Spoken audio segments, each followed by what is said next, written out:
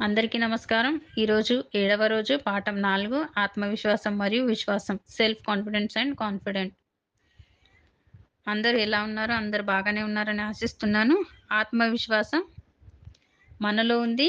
విశ్వాసం మన వెలుపల ఉంది. నేను మళ్ళీ చెప్తున్నాను. ఆత్మవిశ్వాసం మనలో ఉంది మరియు విశ్వాసం మన వెలుపల ఉంది. మరొక వ్యక్తిని లేదా దేన్నైనా నమ్మడాన్ని విశ్వాసం అంటారు. అంటే ట్రస్ట్.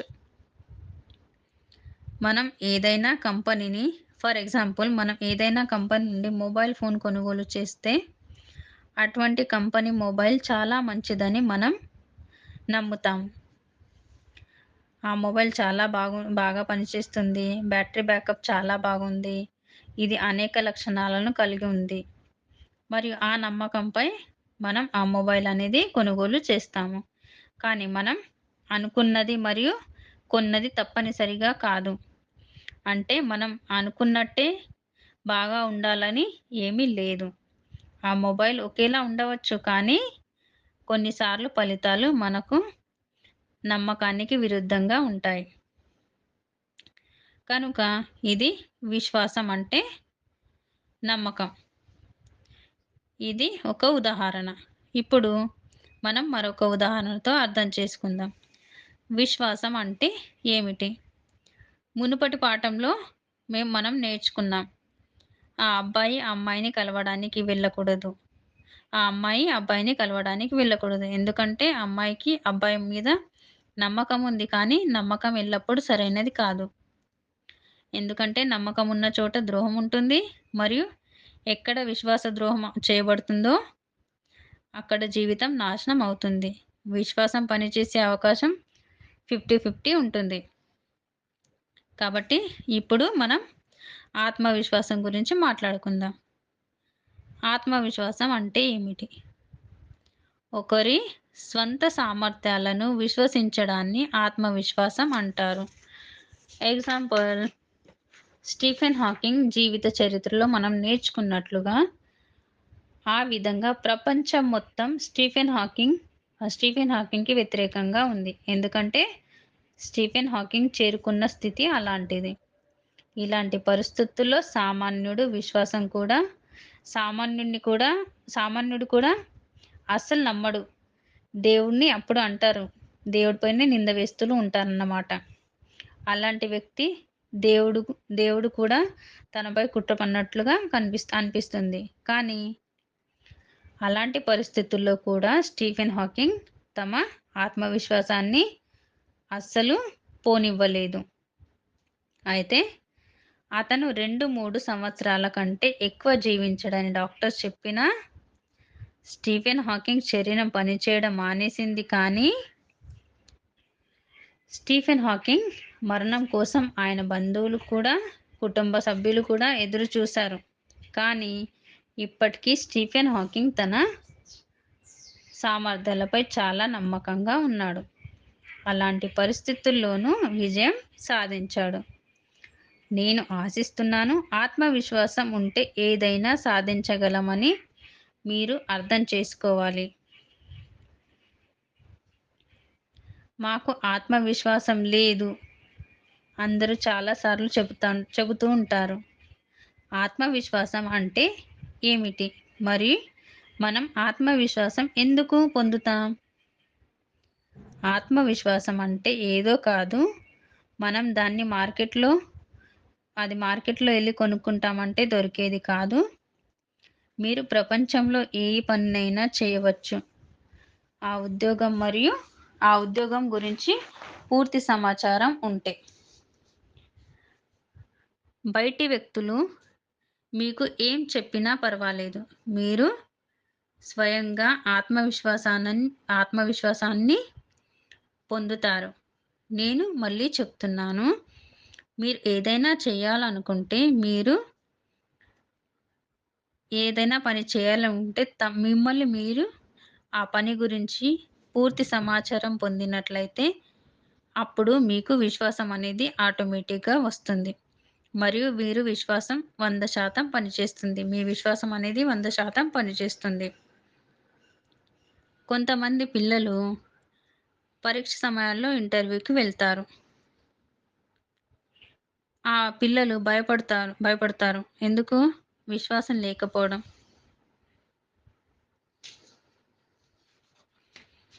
అందుకే వారిలో ఆత్మవిశ్వాసం ఉండదు. ఎందుకంటే, ఆ వ్యక్తులు వెళ్తున్న పని, ఆ ఉద్యోగం గురించి లేదా ఆ చదువు గురించి వాళ్ళకి ఎలాంటి అవగాహన అనేది ఉండదు. వాళ్ళకి పూర్తి జ్ఞానం అనేది లేదు. వారి వద్ద పూర్తి సమాచారం ఉంటే వారికి ఆత్మవిశ్వాసం ఉంది. మరియు వారు చాలా సులభంగా ఇంటర్వ్యూని క్లియర్ చేస్తారు. ఆత్మవిశ్వాసం అటువంటి ఆయుధం. విజయానికి మీ మార్గానికి చాలా సరదా చేస్తుంది. విజయం మీ మార్గాన్ని చాలా సరదాగా చేస్తుంది. విశ్వాసం ఉండవచ్చు. మీ జీవితంలో మారుతుంది. విశ్వాసం ఉండవచ్చు. మీ జీవితమే మారుతుంది. కొంతమంది తమ ప్రయత్నాలతో జీవితంలో చాలా దూరం చేరుకుంటారు. మరియు కొంతమంది తమ ముఖాన్ని స్వయంగా ఎదుర్కోలేరు. ప్రపంచంలోని ప్రతి వ్యక్తి ఉద్యోగం చేయగలగడని వారు మాత్రమే పని చేయలేరని వారు భావిస్తారు. ప్రపంచంలో ప్రతి వ్యక్తి ఉద్యోగం చేయగలరు. కానీ వారు మాత్రమే చేయలేరని వారు భావిస్తారు. కాబట్టి మీరు మీ విశ్వాసాన్ని ఎలా పెంచుకోవచ్చు? మీకు నమ్మకం ఉన్నప్పుడు మీరు ఇలా అంటారు. వారు ఇలా అంటారు. When you have confidence you can do anything. ఎంత ఖచ్చితమైన నోట్. మీ విశ్వాసం ఉన్నప్పుడు కాబట్టి మీరు ఏదైనా చేయగలరు. మీకు నమ్మకం ఉన్నప్పుడు మీరు ఇలా అంటారు. మీరు ఏం చేయాలంటే అది చేయవచ్చు. ఎంత ఖచ్చితమైనా సరే. మీరు ఆ విశ్వాసం ఉన్నప్పుడు మీరు ఖచ్చితంగా చేయగలరు, సాధించగలరు. ఉదాహరణకి చిన్నప్పటి నుంచి మీరు కంటున్న కలలు సహకారం చేసుకోండి. నేను నా కుటుంబం కోసం ప్రతిదీ చేయాలి. మీకు ఏమి అర్హత ఉంది? మీ జీవితంలో కొత్త గుర్తింపును సృష్టించడం చాలా పెద్ద పని. కానీ మనందరికీ చిన్నప్పటి నుంచి నమ్మకం ఉంది. కొందరికి ఇది సాధ్యమవుతుంది. కానీ కొందరికి నమ్మకం లేదు. కొందరికి సాధ్యమవుతుంది. కానీ కొందరికి నమ్మకం అనేది లేదు. వారికి తమ పని మీద, ప్రతిభ మీద నమ్మకం ఉండదు. వారు తమ కలలను సాకారం చేసుకోవడానికి చాలా భయపడతారు. కాబట్టి మీ విశ్వాసాన్ని ఎలా పెంచుకోవాలో నేర్చుకోండి. ఫస్ట్ వచ్చేసి నిజమైన హృదయంతో మిమ్మల్ని మీరు విశ్వసించండి. స్టీఫెన్ హాకింగ్ తనపై తాను తయారు చేసుకున్నట్లుగా తమను తాము తయారు చేసుకున్నట్లుగా. ఎందుకంటే ఎక్కడ నమ్మకం ఉంటుందో అక్కడ సక్సెస్ అనేది ఉంటుంది. అది మనల్ని విజయం వైపు నడిపిస్తుంది. ఆశ మరియు విశ్వాసం లేకుండా ఏమీ చేయలేం. మీరు ఈ విశ్వాసాన్ని కలిగి ఉండాలి. మీరు పని చేయాలనుకుంటున్నారా? మీరు మిమ్మల్ని నమ్మకపోతే మీరు ఈ పని చేయాలి అని అప్పటి వరకు మీ మెదడు మీకు దారి చూపదు. మీరు మిమ్మల్ని నమ్మితేనే అన్నీ అవుతాయి. నమ్మకపోతే ఏది అవ్వదు. మీరు నమ్మినప్పుడు నేను దీన్ని చేయగలను అని అప్పుడు నీ మనసు నీకు మార్గనిర్దేశకం చేస్తుంది. ఈ పని ఎలా చేయాలి మరియు మీరు ఎంత ప్రయత్నం చేయాల్సి ఉంటుంది? మీరు ఎప్పుడైనా సోమరితనం లేదా మీ పనిని వాయిదా వేయాలని అనిపించినా ఆ బ్రెయిన్ అనేది మీ మెదడు అనేది మీకు ప్రేరేపిస్తూ ఉంటుంది. లేదు ఇది విశ్రాంతి సమయం కాదు. మనం తీసుకున్న లక్ష్యం నెరవేర్చే సమయం ఇది. మరియు ఈ లక్ష్యాన్ని సాధించడానికి మనం నిరంతరం పని చేయాలి. ఇది మీకు జరిగినప్పుడు అనిపిస్తుంది. అప్పుడు మీకు మరియు మీ కలల మధ్య ఎవరు రారు. ఎవరైనా సరే. అలాగే మధ్యలో ఎవరిని రానివ్వరు. వాళ్ళు చుట్టాలవ్వచ్చు లేదా ఇంకెవరైనా అవ్వచ్చు. మీరు మీ పనుల్లో చాలా కష్టపడతారు కాబట్టి మీ గురించి మీకు పూర్తి అవగాహన ఉంది. మరియు మొత్తం ఉద్యోగం గురించి మీకు తెలిసినప్పుడు, అప్పుడు మీరు మీ పనిని పూర్తి చేయగల విశ్వాసాన్ని కలిగి ఉంటారు. మరియు మీరు మీ సామర్థ్యాలను విశ్వసించినప్పుడు, అప్పుడు ఆ విశ్వాసం మీ నుండి బయటకు వస్తుంది. మరియు ఏ రోజు ఆ విశ్వాసం మీ నుండి బయటకు వస్తుందో, అప్పుడు ఆ నమ్మకం విశ్వాసంగా పిలువబడుతుంది. ఆ నమ్మకం విశ్వాసంగా పిలువబడుతుంది. మీరు నమ్మాలి. ఎందుకంటే గుర్తుంచుకోండి, మీ ప్రతిభ మరియు మీ కృషిపై మీకు నమ్మకం లేకపోతే కనుక ఎవ్వరూ నమ్మరు. నేను ఆశిస్తున్నాను. ఆత్మవిశ్వాసం అంటే ఏమిటి? విశ్వాసాన్ని ఎలా పెంచుకోవాలి? విశ్వాసం అనేది ఆశ నుండి పుడుతుంది. మరియు మేము ఆ ఆశ గురించి పూర్తి సమాచారాన్ని తీసుకొని దానిపై కష్టపడి పనిచేసినప్పుడు, అప్పుడు మనం అందులో అవుతాము. అంటే మనం సమర్థులం అవుతామని, అప్పుడు మనలో పెరిగే నమ్మకాన్ని ఆత్మవిశ్వాసం అంటారు. ఇది మిమ్మల్ని మీరు విశ్వసించే మొదటి అంశం. పాయింట్ నంబర్ 2 అంటే ఏమిటి? ఇప్పుడు తెలుసుకుందాం. సంఖ్య 2 తప్పు అని భయపడడం మానేయండి. అన్ని వేళలా సరిగ్గా ఉండడం వల్ల విశ్వాసం రాదు. బదులుగా అది తప్పు చేయబడుతుందనే భయం నుండి వస్తుంది. అర్థం: మనలో చాలామంది తప్పు అని భయపడతారు. కొత్తగా ప్రయత్నించవద్దు. ఏదైనా అవ్వాలని ప్రయత్నించకు. బదులుగా నా పరిపూర్ణతను నిరూపించుకోవడానికి నేను నా కలలను మర్చిపోతాను. నలుగురిలో ఏం చెప్పాలో అనే ఆలోచన కొత్తగా అస్సలు ఉండకూడదు. ఇతరులను సంతోషపెట్టడానికి మీ సమయాన్ని వృధా చేయకండి. కాబట్టి తప్పు అని భయపడడం మానేసేయండి మరియు ధైర్యంగా పోరాడండి. మీ కలలను నిజం చేసుకోవడానికి ముందుకు సాగండి. మనం తప్పు చేస్తే మేము కొత్తది నేర్చుకుంటాం, సరేందా?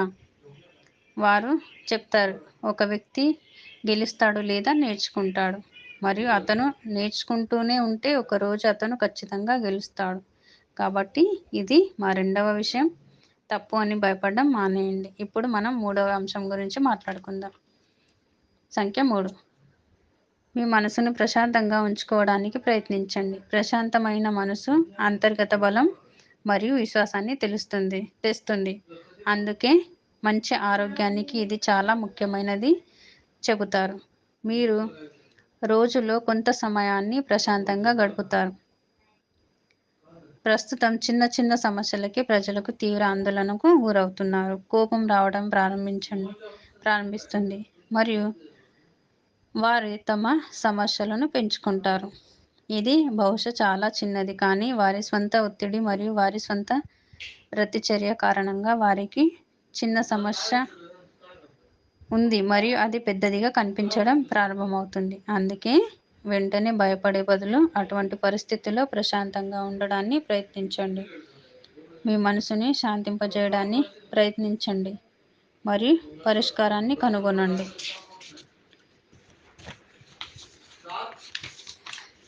అది జరగవలసినది ఇప్పటికే జరిగింది, కానీ ఇప్పుడు ఏం చేయలేం. సమస్యను పరిష్కరించవచ్చు. మన మనసు ప్రశాంతంగా ఉన్నప్పుడు అప్పుడే సమస్యను పరిష్కరించగలుగుతాం. మరియు ఒక సమస్యను పరిష్కరించడానికి మరొక సమస్య గురించి ఆలోచించవలసిన అవసరం లేదు.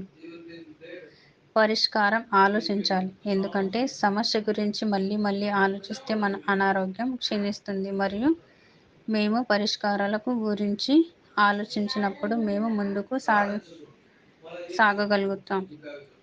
ఫర్ ఎగ్జాంపుల్, ఒక మహిళ ఇంట్లో చోరీ జరిగింది. స్త్రీ జీవితకాలం సంపాదన, కొంత నగలు మరియు కొంత నగదు అంతా దోచుకున్నారు. దొంగలు దోచుకెళ్లిపోయారు. స్త్రీ పూర్తిగా భయపడింది. చుట్టుపక్కల వారు ఆ మహిళను భావించి పోలీసుల స్టేషన్లో ఫిర్యాదు చేద్దామని ఆ మహిళకి చెప్పారు. ఫిర్యాదు చేసిన కొన్ని రోజుల తర్వాత కూడా దొంగల ఆచూకీ దొరకలేదు మరియు ఆ స్త్రీ దొంగతనం గురించి చాలా ఆందోళన చెందింది. రాత్రి పగలు చోరీ గురించి ఆలోచించేది మరియు ఆవిడకి ఏం చేయాలని అనిపించేది కాదు. తను వండలేదు, పిల్లలకి పట్టించుకోలేదు, ఏమీ చేయలేదు. అలా ఆమె అతనికి అన్నీ వివరించింది. ఆ సంఘటనను మర్చిపో అని. తన పిల్లల్ని పట్టించుకోవడం